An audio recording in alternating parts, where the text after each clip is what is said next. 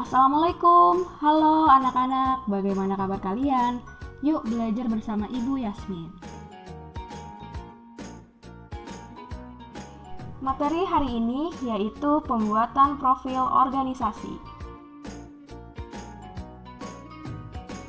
Pengertian profil humas. Identitas dari individu atau organisasi yang memberikan informasi kepada yang membutuhkan dengan maksud untuk mengenali, memahami, dan mempelajari individu atau organisasi tersebut.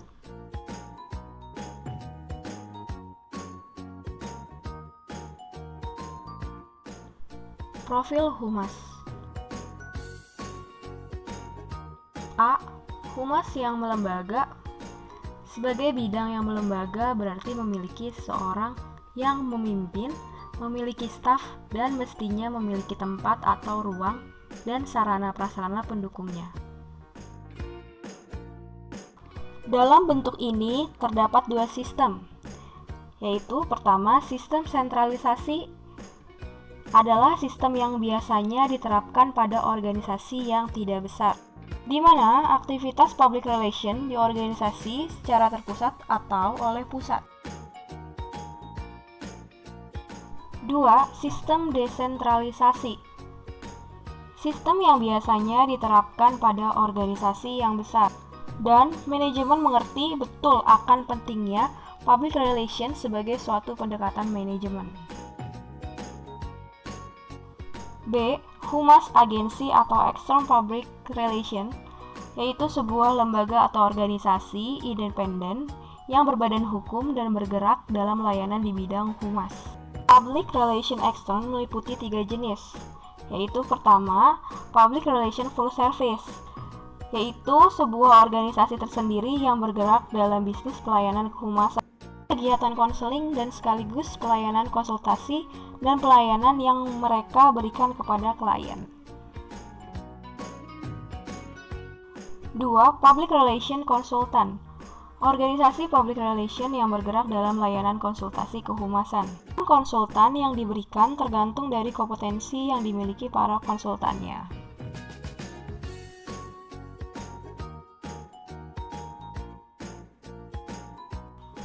Ketiga, event organizer, organisasi yang melayani jasa sebagai pelaksana sebuah event atau kegiatan yang berhubungan dengan publik. I.O. ini seperti organisasi advertising dengan klien.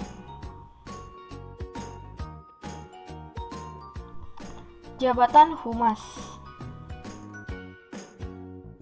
Jabatan adalah sekumpulan pekerjaan yang berisi tugas-tugas yang sama atau berhubungan satu dengan yang lain dan yang pelaksanaannya meminta kecakapan, pengetahuan, keterampilan, dan kemampuan yang juga sama.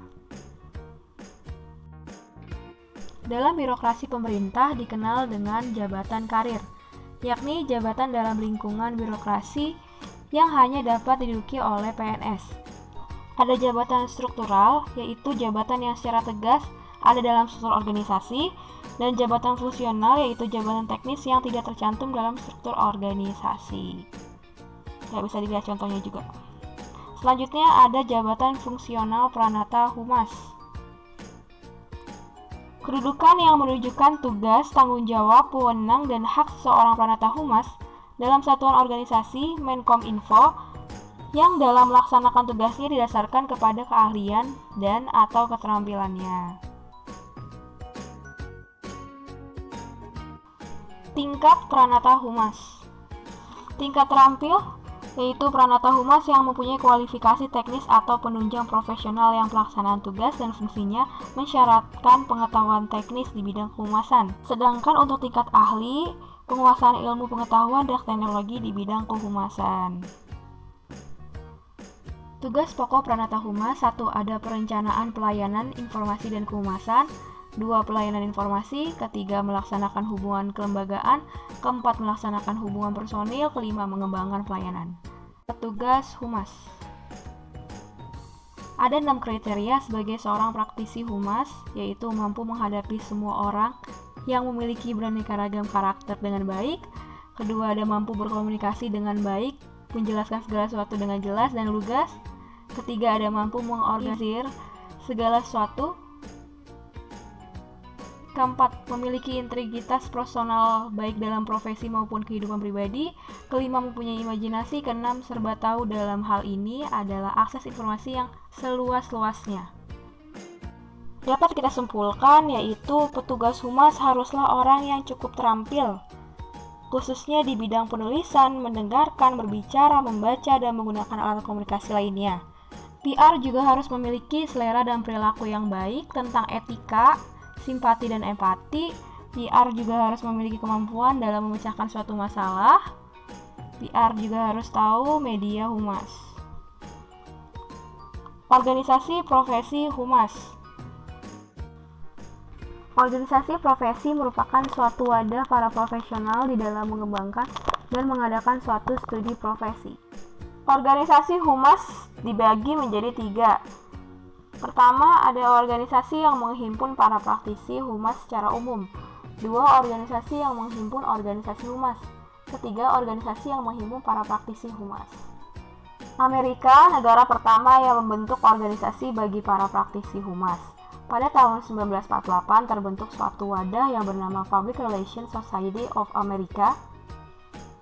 Berikut beberapa organisasi humas yang ada dari dalam maupun luar negeri. A. Perhumas. Pada tanggal 15 Desember 1972 di Indonesia mendirikan Perhimpunan Hubungan Masyarakat Indonesia Perhumnas di Jakarta.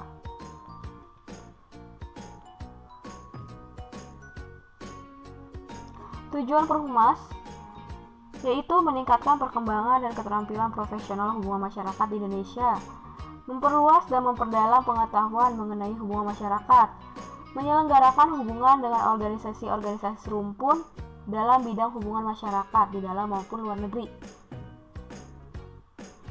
Yang B ada APRI, Asosiasi Perusahaan Public Relation Indonesia, didirikan pada tanggal 10 April 1987 di Jakarta dan bersifat independen.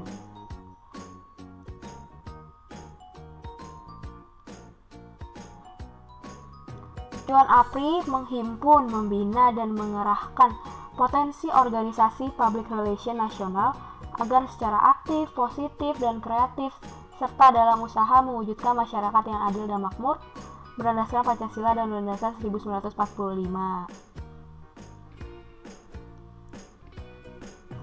The PRSA, Public Relations Society of America. Organisasi ini berkantor pusat di New York. PRSA berdiri tahun 1947. Tujuan PRSA untuk menyatukan mereka yang melakukan kegiatan bidang humas, untuk mempertimbangkan segala masalah yang dihadapi kehumasan, untuk memperbaiki hubungan pelaksanaan humas dengan para majikan dan klien.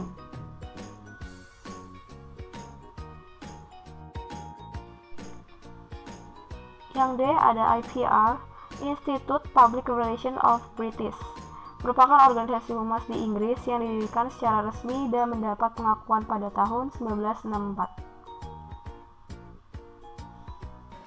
Tujuan IPR untuk memajukan perkembangan humas, untuk mendorong dan memupuk ketaatan pada standar profesional yang tinggi untuk para anggotanya, untuk mengatur diskusi, konferensi, pertemuan, dan lain-lain mengenai masalah yang menjadi pertimbangan bersama.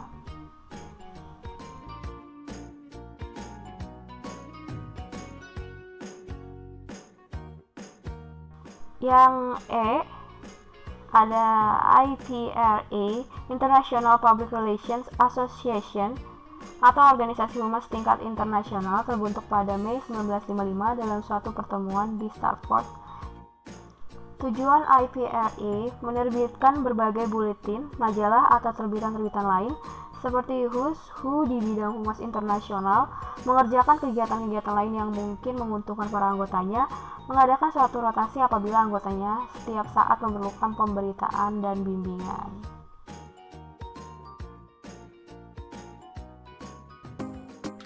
Bagaimana setelah melihat video tadi? Apakah masih ada yang ingin ditanyakan? Kalau yang ingin ditanyakan silakan komentar di bawah ini. Oh iya, Ibu mau berikan soal dulu, ada 3 soal ya. Soal pertama, bagaimana cara membuat profil organisasi yang baik? Soal kedua, sebutkan kriteria kualitas seorang praktisi humas yang baik. Yang ketiga, jelaskan yang dimaksud dengan sistem sentralisasi dan desentralisasi. Untuk jawabannya kalian bisa komentar di GC atas nama kalian sendiri. Terima kasih sudah menonton. Semoga bermanfaat. Wassalamualaikum warahmatullahi wabarakatuh.